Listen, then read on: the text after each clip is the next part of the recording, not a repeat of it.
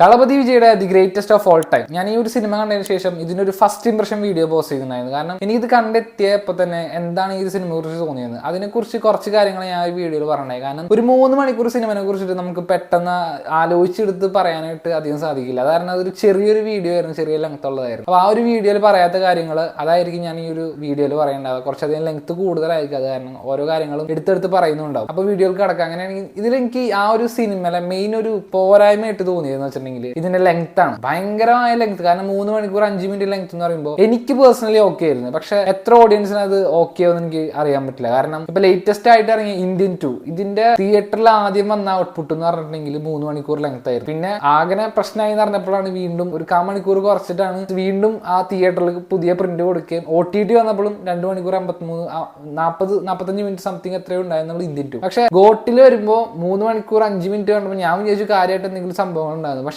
ഇതിൽ ഒഴിവാക്കാൻ പറ്റുന്ന കുറെ കാര്യങ്ങളുണ്ടായിരുന്നു. ഇപ്പൊ ഞാൻ ഇതിലെ പാട്ടുകൾ തന്നെ എടുത്ത് പറയാം. ഇതിൽ വിസിൽ പോടു എന്തായാലും ഒഴിക്കാൻ പറ്റാത്തൊരു പാട്ടാണ്. കാരണം ഇതൊരു വിജയ് സിനിമയാണ്. അപ്പോൾ വിജയിനെ കാണാൻ വിജയുടെ ആ പാട്ടില്, കാരണം വിജയ് പാട്ട് എന്ന് പറഞ്ഞിട്ടുണ്ടെങ്കിൽ തന്നെ അത് അങ്ങനെ ഒരു മൊത്തം ഒരു കുത്തു വൈബായിരിക്കുമല്ലോ. അപ്പൊ അങ്ങനത്തെ ഒരു പാട്ടാണ് വിസിൽ പോടു. അപ്പൊ അതൊരിക്കലും ഒഴിവാക്കാൻ പറ്റില്ല. പക്ഷെ അതല്ലാതെ വരുന്ന സ്പാർക്ക്, പിന്നെ ഈ 2 പാട്ട് എന്തിനാ വെച്ചത് എനിക്ക് തോന്നിപ്പോയി. കാരണം സ്പാർക്ക് അത് ഒരു ബന്ധമില്ലാത്ത രീതിയിൽ പ്ലേസ് ചെയ്ത പാട്ടായി പോയി. നിങ്ങൾ ആ സിനിമ കാണുമ്പോൾ നിങ്ങൾക്ക് മനസ്സിലാവും. അതായത് ഒരു സീരിയസ് ആയ ഒരു സീൻ കഴിഞ്ഞ സമയത്താണ് ഈ ഒരു റൊമാൻറ്റിക് പോലത്തെ ഒരു പാട്ടാണല്ലോ ഈ സ്പാർക്കിൽ വെച്ചിരിക്കുന്നത്. അങ്ങനെ വെച്ചിരിക്കുന്ന ഒരു പാട്ട്. പിന്നെ ഈ സ്പാർക്കിലെ മെയിൻ അട്രാക്ഷൻ എന്ന് പറഞ്ഞാൽ മീനാക്ഷി ചൗധരി തന്നെയാണ്. അതിൽ ബ്യൂട്ടിഫുൾ ആയിട്ട് ആളെ അതിൽ കാസ്റ്റ് ചെയ്തിട്ടുണ്ട്. ആ ഒരു പാട്ടിന് വേണ്ടിയിട്ട് സിനിമയിൽ കാസ്റ്റ് ചെയ്ത അവസ്ഥയാണ്. കാരണം മീനാക്ഷി ചൗധരിയുടെ ഇതിൽ സ്ക്രീൻ പ്രസൻസ് എന്ന് പറഞ്ഞ സിനിമയിൽ മൊത്തം ഒരു 15 മിനിറ്റ് പോലും ഇല്ല. 10-12 മിനിറ്റ് സംതിങ് എത്രയാണ് ആൾക്ക് സ്ക്രീൻ പ്രസൻസ് കൊടുത്തിട്ടുള്ളത്. അതിൽ കൂടുതലും ഈ പാർട്ടിയിൽ തന്നെയാണ് സ്ക്രീൻ പ്രസൻസ് കിട്ടിയിരിക്കുന്ന ആൾ. അതല്ലാതെ സിനിമയിൽ കാര്യമായിട്ട് റോളില്ല. അപ്പൊ ഞാൻ ഈ സിനിമ ഇറങ്ങുന്നതിന് മുമ്പ് വരെ വിചാരിച്ചിരുന്നത് അത്യാവശ്യം കാര്യമായ ഒരു സ്ക്രീൻ പ്രസൻസ്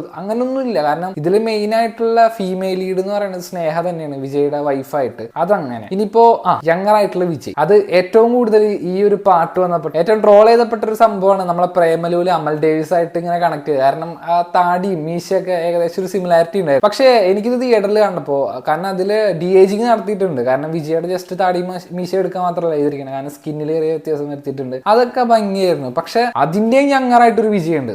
ആ ട്രെയിലറിൽ തന്നെ നിങ്ങൾ കണ്ടിരുന്ന ഒരു ഷോട്ടില് അത് ഭയങ്കര ദുരന്തമായിരുന്ന അവസ്ഥയിൽ. കാരണം ആ ഏറ്റവും ചെറിയ യങ്ങർ വിജയ് എന്ന് പറയുമ്പോൾ 18 വയസ്സ് പോലും പ്രായമില്ലാത്ത രീതിയിലാണ് വിജയിനെ അതിൽ കാണിക്കുന്നത്. അതില് ഡയലോഗ് പറയുമ്പോൾ പോലും ലിപ് മൂവ്മെന്റ് പോലും കറക്റ്റ് ആവുന്നില്ല. അത്ര എന്താ പറയാ ആർട്ടിഫിഷ്യലി ആയിട്ട് DI ചെയ്തൊരു അവസ്ഥയായിരുന്നു ആ ഒരു ക്യാരക്ടർ കണ്ടപ്പോ. പക്ഷെ ഈ നമ്മളുടെ വിജയുടെ തൊട്ട് മീൻസ് മകനായിട്ട് ഇപ്പൊ കാണിക്കുക ആളുടെ ഏറ്റവും ചൈൽഡ്ഹുഡ് അല്ല ഞാൻ ഉദ്ദേശിച്ചത്. ഇപ്പൊ ഈ സ്പാർക്കിലൊക്കെ കാണിക്കുന്ന വിജയ്, ആ സിനിമ മൊത്തം ഒരു ഭൂരിഭാഗം കാണിക്കുന്ന ആ ഒരു വിജയനെയാണ്. അപ്പൊ ആളുടെ DAGing നീറ്റായിട്ട് പിന്നെ ചെയ്തിട്ടുണ്ട്. പിന്നെ വിജയകാന്തിന്റെ ആണെങ്കിലും അത്യാവശ്യം കുഴപ്പമില്ലാതെ ചെയ്തിട്ടുണ്ട്. നമ്മുടെ ഇന്ത്യൻ 2 അറിയാലോ കുറെ കാര്യങ്ങളൊക്കെ ഇതുമാതിരി AI വെച്ചിട്ടും ഇതൊക്കെയാണ് ചെയ്തിട്ടുള്ളത്, ഫേസും കാര്യങ്ങളൊക്കെ. കാരണം നെടുമുടി വേണൊക്കെ മരിച്ചതിന് ശേഷം അങ്ങനെ കുറെ സംഭവം ഉണ്ടായല്ലോ. അപ്പൊ ഇന്ത്യൻ 2 ആ ഒരു ഫേസിന്റെ കാര്യങ്ങളൊക്കെ എടുത്ത് ഒരിക്കലും കമ്പയർ ചെയ്ത് അതിനേക്കാളും നല്ല ക്വാളിറ്റിയിൽ അവർ ചെയ്തിട്ടുണ്ട്. പക്ഷെ എന്നാലും ആ ചെറിയ വിജയനെ സഹിക്കാൻ പറ്റൂലായിരുന്നു ആളുടെ ഫേസ്. കാരണം അത് ഇപ്പൊ ഈ DIGing പോലും ഇപ്പൊ ഓരോ സിറ്റുവേഷൻ അനുസരിച്ചിരിക്കും അതിന്റെ ഔട്ട്പുട്ട് വരുന്നത്. ഇപ്പൊ ഞാൻ ഏറ്റവും ലേറ്റസ്റ്റ് ആയിട്ട് പറയുകയാണെങ്കിൽ നമ്മളുടെ ഈ ഒരു മാർവൽ ഇതില് നമ്മൾ അയൺമാൻ DI ചെയ്തിട്ടുണ്ട്. പക്ഷെ ആ സീൻ എന്ന് പറഞ്ഞിട്ടുണ്ടെങ്കിൽ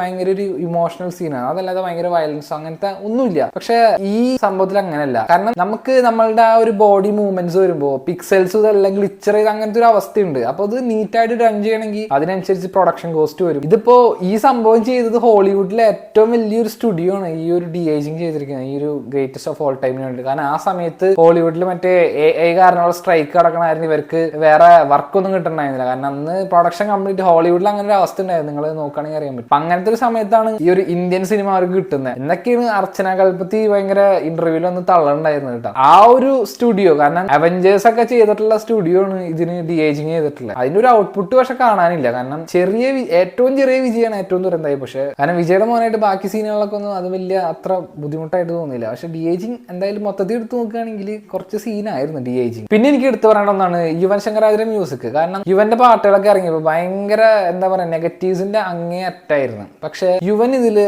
മിക്ക മിക്ക സ്ഥലത്തും റീറെക്കോർഡ് ചെയ്ത് റീകമ്പോസ് ചെയ്തിട്ടുണ്ട്. അതിൽ ഏറ്റവും കൂടുതൽ അറിയാൻ പറ്റുന്ന ഞാൻ മുമ്പത്തെ വീഡിയോയിൽ പറഞ്ഞ പോലെ തന്നെ വിസിൽ പോഡ് കംപ്ലീറ്റ് ബീറ്റ് തന്നെ മാറിപ്പോയി. റീകമ്പോസ് ചെയ്ത് അതിന് ഇൻസ്ട്രുമെന്റ്സ് ഒക്കെ മാറ്റി തിയേറ്ററിൽ വന്ന ഔട്ട്പുട്ട് വേറെയാണ്. കാരണം നിങ്ങൾ യൂട്യൂബിൽ ഇപ്പോൾ അല്ലെങ്കിൽ സ്പോട്ടിഫൈയിലൊക്കെ ജസ്റ്റ് ഈ പാട്ട് കേട്ടിട്ട് നിങ്ങൾ ഈ സിനിമ കണ്ടിട്ട് സിനിമയിൽ വരുന്ന പാട്ടിന്റെ ബീറ്റും ഇൻസ്ട്രുമെന്റ്സ് ഒക്കെ എന്താണെന്ന് ജസ്റ്റ് ഒന്ന് ശ്രദ്ധിച്ചു നോക്കുക. ഭയങ്കര വ്യത്യാസമുണ്ട്. അത് കുറച്ചുകൂടിയും എന്റർടൈൻ ചെയ്യുന്ന രീതിയിലായിട്ടുണ്ട് ഈ വിസിൽ പോഡ്. കാരണം നല്ല ബീറ്റ് ആയിരുന്നു. കാരണം ശരിക്കും അത് ഫാൻസിന്റെ ഒപ്പം ഇരുന്ന് കാണാൻ പറ്റുന്ന അങ്ങനത്തെ FTFs കണ്ടവർക്ക് അന്യായ ട്രീറ്റ് ആയിരിക്കും. അങ്ങനത്തെ രീതിയിൽ യുവൻ റീകമ്പോസ് ചെയ്തു ആ പാട്ട്. ഇത് മാത്രമല്ല സ്പാർക്കിലും ചില ഭാഗങ്ങളിൽ നമുക്ക് തോന്നും, നിങ്ങൾ അത് ശ്രദ്ധിച്ചു നോക്കുകയാണെങ്കിൽ കാണാൻ പറ്റും. അപ്പൊ യുവൻ കുറച്ചുകൂടി നീറ്റായിട്ട് മ്യൂസിക് ഡൺ ചെയ്യുന്നു. നീറ്റായിട്ട് എന്ന് പറയാൻ പറ്റില്ല, ഗംഭീരം എന്നൊന്നും പറയാൻ പറ്റില്ല, പക്ഷെ ബാക്ക്ഗ്രൗണ്ട് സ്കോർ കൊള്ളാം. പിന്നെ യുവനെ തന്നെ എടുത്ത് പറയാൻ പറ്റില്ല, കാരണം ഇതിൽ പല പാട്ടുകളും ആവശ്യമില്ലായിരുന്നു. മട്ടടക്കം ആവശ്യം എന്തിനാണെന്ന് എനിക്ക് മനസ്സിലായില്ല. കാരണം മട്ട എന്ന് പറഞ്ഞ സോങ് ഒക്കെ എന്തിനു കൊണ്ടുവച്ചത് മനസ്സിലായില്ല. അതൊക്കെ ഒഴിവാക്കായിരുന്നു. ആ 2 പാട്ട് ഒഴിവാക്കുക, അതായത് സ്പാർക്കും മട്ടയൊക്കെ ഒഴിവാക്കുകയാണെങ്കിൽ തന്നെ 10 മിനിറ്റ് അവിടെ കുറഞ്ഞു. പിന്നെ സെക്കൻഡ് ഹാഫിലെ കുറെ സീൻസ് ഉണ്ട്. അതായത് എന്തിനാണ് അങ്ങനെ കുറച്ച് സീൻസ് വെച്ചത് തന്നെ ഞാനിങ്ങനെ ആലോചിച്ചു പോയി. വെറുതെ ലെങ്ത് കൂടല്ലാതെ, കാരണം ഇൻവെസ്റ്റിഗേറ്റിംഗ് രീതിയിൽ പോകുന്ന കുറെ സംഭവങ്ങൾ പോകുന്നുണ്ട് അതങ്ങനെ. പിന്നെ ഞാനൊരു കാര്യം പറയാലോ, ഇതൊരു വിജയ് സിനിമ അല്ലായിരുന്നെങ്കിൽ, ഇപ്പൊ the greatest of all time Venkat Prabhu സംവിധാനം ചെയ്ത ഈ സിനിമ കംപ്ലീറ്റ് ഫ്ലോപ്പ് പോയായിരുന്നു. കാരണം ഇതില് വിജയുടെ സിനിമ ആയതുകൊണ്ട് വിജയുടെ കുറെ എലവൻസ് ഉണ്ട്. ഒന്ന് ഇതിന്റെ ടൈറ്റിൽ കാർഡ് തൊട്ട് എൻട്രി, പിന്നെ വിജയുടെ കുറെ സംഭവങ്ങൾ ഉണ്ടാവുമല്ലോ, അതെല്ലാം ഉള്ള കാരണം ഫാൻസിന് ട്രീറ്റ് ചെയ്യാം. പിന്നെ വിജയിന് അത്യാവശ്യം ഇഷ്ടമുള്ള ആൾക്കാർക്ക് അത് കണ്ടിരിക്കാൻ പറ്റും. പക്ഷെ ഇതൊരു വേറൊരു നായകനാണ് ഇതിൽ അഭിനയിച്ചതെന്ന് വിചാരിക്കും. ഈ സിനിമ തന്നെ ഫ്ലോപ്പാണ്, ബോക്സ് ഓഫീസിൽ വീണ്. അതല്ലാതെ ഒന്നുമില്ല. 3 മണിക്കൂർ ലെങ്ത്തിൽ ഇങ്ങനത്തെ ഒരു കഥ പറഞ്ഞു പോയിട്ടുണ്ടെങ്കിൽ എങ്ങനെ ഉണ്ടാവും എനിക്കറിയില്ല. കഥ അത്യാവശ്യം നീറ്റുള്ള കഥ ഒക്കെ തന്നെയാണ്, അതില്ല ഞാൻ പറയുന്നില്ല. പക്ഷെ എന്നാൽ പോലും ഗംഭീരം ഒന്നും പറയാൻ പറ്റില്ല. കാരണം ഇപ്പോൾ ഈ സിനിമ തന്നെ കമ്പാരിസൺ വരെ എന്തായാലും മങ്കാത്തൊക്കെ ആയിട്ടായിരിക്കും. ഒരിക്കലും മങ്കാത്തായിട്ട് എനിക്ക് തോന്നില്ല വെങ്കട് പ്രഭുവിന് തന്നെ അങ്ങനെ ഒരു സിനിമ ഉണ്ടാക്കാൻ പറ്റും. അതൊക്കെ ഒരു മാജിക് എന്ന് പറയാം, വൺ ടൈം വണ്ടർ എന്ന് പറയില്ലേ, വല്ലപ്പോഴൊക്കെ ഉണ്ടാവുന്ന ഒരു സംഭവമാണ്. അതൊക്കെ അതിനി ഉണ്ടാവുമെന്ന് അറിയില്ല. എന്തായാലും the greatest of all time എന്ന് പറഞ്ഞാൽ ഈ ഒരൊറ്റ മൂവി, ഈ ഒരു സിനിമനെ കുറിച്ചിട്ട് നല്ല രീതിയിലും പറയാനാണെങ്കിൽ ഇപ്പൊ ചീത്ത രീതിയിലും പറയാം. കാരണം പല രീതിയിലായിരിക്കും ഓരോ ആൾക്കാരെ പോയിന്റ് ഓഫ് വ്യൂ തോന്നി. ഇപ്പൊ എനിക്ക് ഈ സിനിമ ഓക്കെ ആയിരുന്നു, വൺ ടൈം വാച്ചബിൾ ആണ്. പക്ഷെ ഇത് രണ്ടാമത് ഒന്നുകൂടി എന്നോട് പോകുന്ന വെച്ചിട്ടുണ്ടെങ്കിൽ എനിക്കത് ബുദ്ധിമുട്ടാണ്. കാരണം ഞാൻ പറഞ്ഞല്ലോ 3 മണിക്കൂർ ലെങ്ത്തിൽ ഈ സിനിമ വീണ്ടും കാണാൻ പക്ഷേ എളുപ്പമല്ല. പക്ഷെ ഈ സിനിമയിലെ പല വേറെ കുറെ സീനുകളൊക്കെ നല്ല ബ്യൂട്ടിഫുൾ ആണ്. അതാണെങ്കിൽ OTT വന്ന് നമ്മൾ റിപ്പീറ്റ് ചെയ്ത് ആ സീനുകൾ കാണും. അങ്ങനത്തെ രീതിയിലുള്ള കുറെ സീനുകളൊക്കെ ഉണ്ട്. പിന്നെ ഈ സിനിമയിൽ കുറെ ക്യാരക്ടേഴ്സ്, അത് എന്തിനാ അനാവശ്യമായ കുറെ ക്യാരക്ടേഴ്സ്. ഇപ്പൊ യോഗി ബാബുവിന് എന്തിനാ കൊണ്ടുവന്നത് എനിക്ക് മനസ്സിലായില്ല. ഒരു ചെറിയൊരു ക്യാരക്ടറിന് അത് തമാശ പറയുന്ന ഒരാളാവാൻ വേണ്ടി യോഗിനെ കൊണ്ടുവരുന്ന ആവശ്യമില്ല എനിക്ക് പറയുക. ഇത് ഈ സിനിമയിൽ മാത്രമല്ല, ഇപ്പൊ തമിഴ് സിനിമയിൽ കംപ്ലീറ്റ് കാണുന്ന ഒരു അവസ്ഥയാണ്. മിക്ക സിനിമയിൽ യോഗി ബാബുവിനെ കൊണ്ടുവരുന്നുണ്ട്. പക്ഷെ ആൾക്ക് വേണ്ട ക്യാരക്ടർ സ്പേസും കൊടുക്കുന്നില്ല. ജസ്റ്റ് ചെറിയൊരു ക്യാരക്ടറിന് വേണ്ടിയിട്ടൊക്കെ യോഗിനെ കൊണ്ടുവരാം.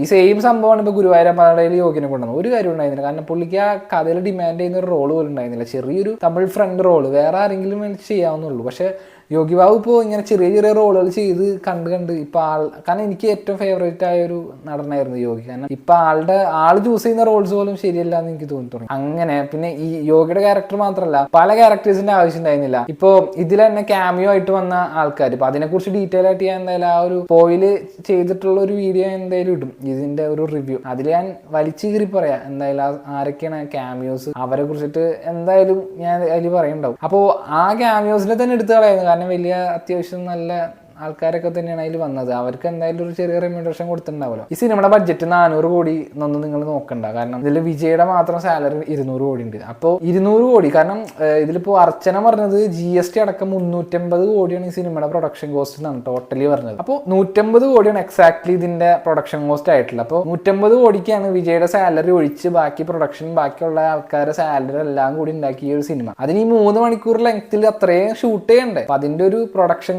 വീക്ക്നെസ് ഉണ്ട്. കാരണം ആ ഒരു ക്വാളിറ്റി നമുക്ക് കാണാൻ പറ്റില്ല. ഇതിൽ പല സംഭവങ്ങളും നല്ല ഭംഗിയായിട്ടുണ്ട്. ഇപ്പൊ റഷ്യയിൽ ഉണ്ടാകുന്ന ആ ഒരു ചേസ്, ഇപ്പൊ നിങ്ങൾ ട്രെയിലറിൽ കണ്ടിട്ടുള്ള ആ സംഭവങ്ങളൊക്കെ നന്നായിട്ടുണ്ട്. ഫൈറ്റ് കൊള്ളാം, പിന്നെ ക്ലൈമാക്സിലേക്ക് വരുമ്പോൾ അതെല്ലാം കൊള്ളാം. പക്ഷെ പല ഭാഗങ്ങളും VFX മോശമായി, CG മോശമായി, അങ്ങനത്തെ പ്രശ്നങ്ങൾ ഉണ്ടായി. ഓക്കെ എന്നല്ലാതെ ഒരു ഗംഭീര സിനിമ ഒന്നും പറയാൻ പറ്റില്ല. എനിക്ക് ഓക്കെ പടം മാത്രമായിരുന്നു ഈ ഒരു ഗ്രേറ്റസ്റ്റ് ഓഫ് ഓൾ ടൈം. പക്ഷെ ഒരു വിജയ് ഫാൻ അല്ലെങ്കിൽ ഒരു വിജയിനെ അത്യാവശ്യം ആഗ്രഹമുള്ള ആളാണെങ്കിൽ ഏറ്റവും ഗംഭീരമായിട്ട് ട്രീറ്റ് ചെയ്യാൻ പറ്റുന്ന ഒരു പടം കൂടി. കാരണം നിങ്ങൾ കുറച്ചുകൂടി നല്ല ഓഡിയൻസ് വൈബുള്ള തിയേറ്ററിൽ പോയി കാണാൻ ശ്രമിക്കുക. വല്ല PVR-ലൊക്കെ പോയി കണ്ടിട്ടുണ്ടെങ്കിൽ ചത്ത പോലെ ഇരിക്കില്ല. കാരണം ഇതിലിപ്പോ വിജയ് സിനിമയാണ്, ആഘോഷിക്കാനുള്ള സിനിമയെന്ന് അറിഞ്ഞാൽ പോലും പല സീൻ വന്നിട്ടുണ്ടെങ്കിൽ കിടന്നുറങ്ങുന്ന അവസ്ഥയിലായിരിക്കും ആൾക്കാർ. ഇപ്പോൾ ഇതിന്റെ സെക്കൻഡ് ഹാഫ് പോലും ഞാൻ പറഞ്ഞല്ലോ, സെക്കൻഡ് ഹാഫ് നല്ല സ്റ്റാർട്ടിങ് തൊട്ട് നല്ല ഉറക്കമാണ്. കാരണം കുറച്ചധികം സമയം കഴിഞ്ഞ് ക്ലൈമാക്സിലേക്ക് എത്തുന്ന ഭാഗങ്ങൾ എത്തുമ്പോഴാണ് നല്ല ട്രാക്കിലേക്ക് വരുന്നുള്ള സിനിമ. അതുവരെ ഇഴഞ്ഞഴിഞ്ഞ് തന്നെയാണ് ഈ സിനിമ കാണുന്നത്. അപ്പോൾ ഇതൊക്കെ കാണാൻ പറ്റുകയാണെങ്കിൽ മാത്രം സിനിമക്ക് പോവാ. എന്റെ ഒരു പേഴ്സണൽ ഒപ്പീനിയൻ ആണിത്. കാരണം ആരെങ്കിലും പറഞ്ഞിട്ട് നിങ്ങൾ ഈ സിനിമ പോയിട്ട് ഇനിയിപ്പോ ഇവൻ പറഞ്ഞു നന്നായി അത് കൊള്ളില്ല